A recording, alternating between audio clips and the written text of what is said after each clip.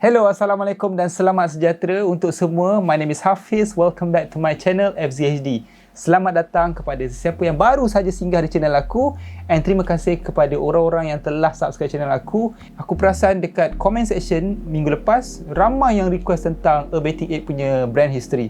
So minggu ni aku akan bercerita tentang A Bathing Ape history ataupun dikenali sebagai Bape. So tanpa melengahkan masa, jom aku akan explain korang tentang A Bathing Ape. Bathing Ape ataupun dikenali sebagai Bape, aku rasa 50% daripada viewer ni semua dah kenal Bape. So siapa yang tak tahu Bape ni, Bape ini berasal daripada Japan, which is located at Ura, Harajuku. A Bathing Ape ni ialah merupakan brand streetwear underground pada tahun 1993 yang telah diilhamkan oleh co-founder beliau ialah Tomaki, Nagao ataupun dikenali sebagai NIGO. So sebelum NIGO create A Bathing Ape pada tahun 1993, dia merupakan DJ untuk Teriyaki Boys. Dia juga personal assistant dan dia juga co-editor untuk magazine Popeye. Hiroshi Fujiwara ataupun dikenali sebagai owner kepada Fragment sekarang, pada tahun 1990 dia buka brand nama Good Enough. Hiroshi Fujiwara ni merupakan idol kepada NIGO. NIGO memang suka gila dengan Hiroshi Fujiwara punya art, dia punya produk.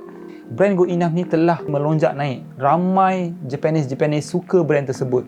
Jadi NIGO memang mengidolkan Hiroshi Fujiwara and dia nak juga berada di tahap Hiroshi Fujiwara ni. Pada tahun 1993, di mana Good Enough, brand kepada Hiroshi Fujiwara tengah boom, so dia ajak NIGO ni untuk buka kedai. NIGO tak banyak duit. Apa yang dia buat is, dia ajak kawan college dia iaitu Jun Takahashi, owner kepada Undercover, untuk buka kedai dekat Ura, Harajuku. Dan nama kedai dia is Nowhere.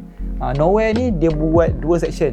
Satu section untuk Jun Takahashi which is Undercover, satu lagi untuk side dia which is dia buat jual import streetwear punya stuff lah.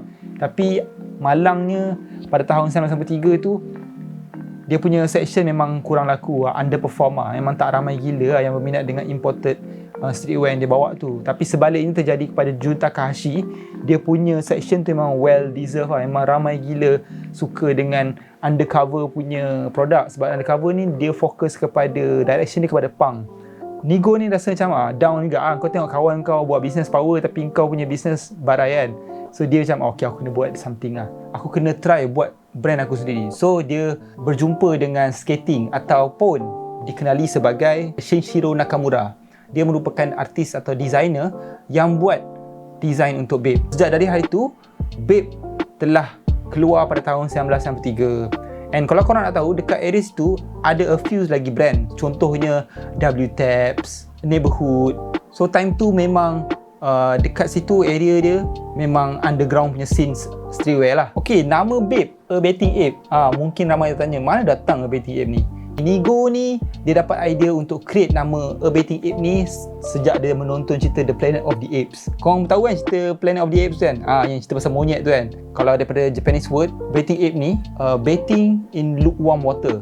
So A Bathing lukewarm water ni refer to people yang hidup dalam keadaan comfort zone and dia orang tak hidup susah. Dia target masa tu untuk orang-orang yang berada sahaja, untuk orang-orang yang berduit, willing untuk spend dekat A Bathing Ape punya merchandise ataupun apparels. Untuk permulaan, NIGO ni tak ada banyak bajet lah untuk keluarkan merchandise yang banyak ataupun design yang banyak. So first of all, apa yang dia buat is memang dengan duit yang sikit ataupun modal yang sikit, dia boleh buat 50 piece t-shirt lah per week. So 50 t-shirt dia akan jual pada orang, and then dia pun agree dengan idea untuk tidak memakai baju yang sama. Contohnya lah, aku pakai baju Bape. Kalau dia keluarkan 3,000-4,000 dalam satu minggu, so ramai orang akan pakai baju Bape. Dari segi exclusivity, memang dia dah ada kat situ. Memang dia create the quantity tu very limited. Pada tahun 1994 sampai 1998, dah ada 40 store yang ambil barang Bape ni untuk dijual serata Tokyo. Jadi selepas 5 tahun, almost 5 tahun lah Bape ni establish, and nama dia orang dah firm dalam industri streetwear underground tu. Pada 1998 dia buat a collaboration untuk first ever dengan orang luar, which is Bape crossover dengan Stash. And then the later that year dia buat dengan Bape X Futura 2000. And then pada tahun 2001 dia buat collaboration dengan Pepsi. Yang Pepsi ni bagi aku macam it's a huge punya collaboration lah, sebab Pepsi kot, nama besar. Time tu siapa yang nak buat collaboration dengan tin minuman kan, dengan brand minuman kan. So NIGO ni bijak dia try untuk penetrate market masses dengan ambil brand Pepsi ni collab dengan brand dia Bape. Kau bayangkan tin Pepsi ada Bape punya design yang camo tu, and then bus tour Pepsi pun ada camo design, vending machine. So bagi aku that time memang dah boom lah bagi aku. Pada tahun 2002, ini memang antara ikonik juga lah. Supreme collab dengan Bape. Kau bayangkan Bape nama besar Japan and Supreme nama besar US, diorang collaboration. Time tu bagi aku is a bridge lah. It's a bridge macam mana Bape nak pergi ke US. Dan sekarang harga Bape collaboration dengan Supreme gila weh. Kalau untuk yang baru untuk DS aku rasa mahal lah, sebab member aku dah jual dalam 10,000. Memang is mahal gila weh. Untuk yang box logo Supreme dengan camo punya design Bape tu.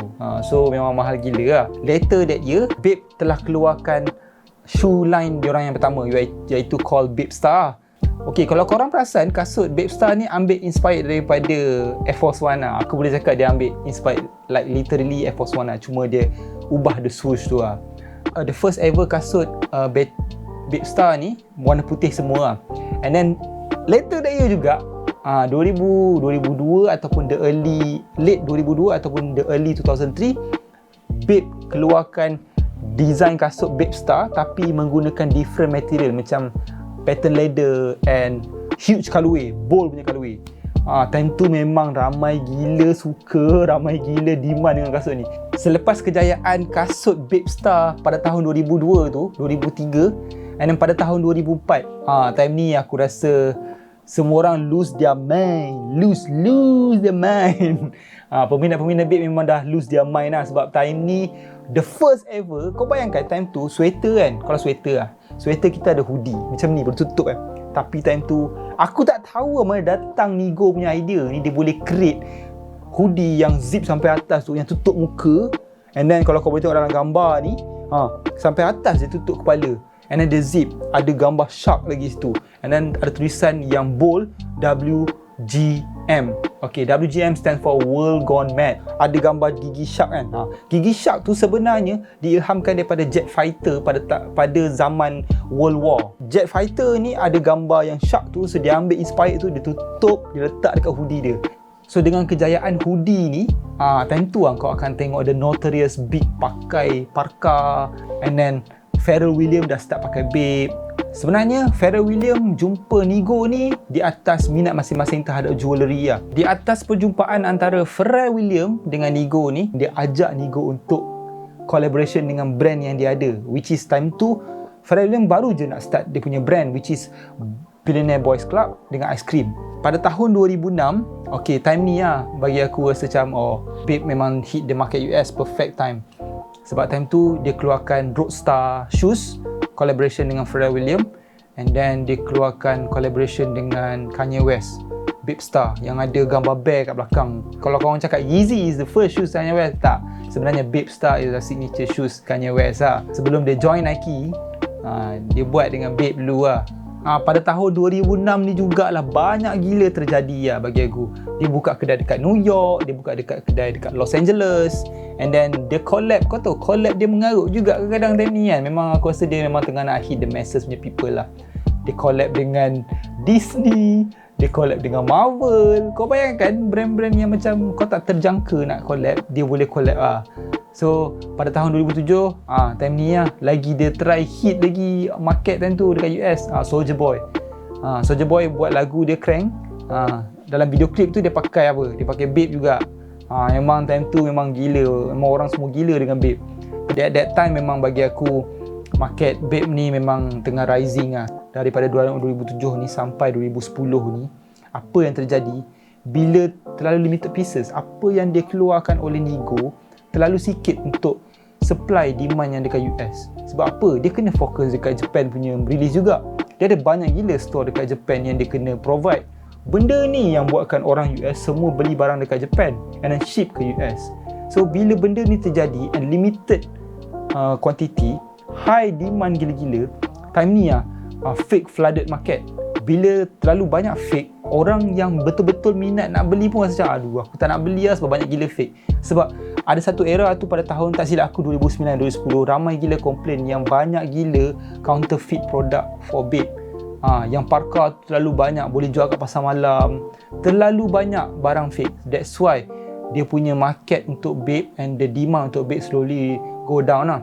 And then satu lagi reason kenapa Bape tend to less popular, sebab dia fokus satu benda je. Dia fokus dekat dia punya monyet, dia punya camo, dia punya zip hoodie tu. After all dalam 3-4 tahun benda yang sama dia keluarkan. It's just a different collaboration je. Late 2010 tu memang the worst punya performance untuk Bape lah. Sebab apa?